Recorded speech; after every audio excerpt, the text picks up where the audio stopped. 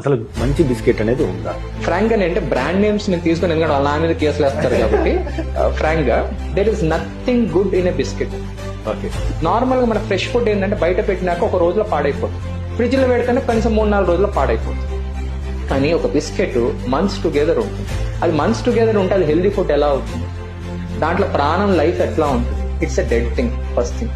Second thing, ఒక చిన్న biscuit లో 17 కెమికల్స్ ఉంటాయి. నేను ఆ సెపరేట్ గా నీకు ఆ కెమికల్స్ ఇచ్చి నువ్వు తినమంటే నువ్వు తింటావా?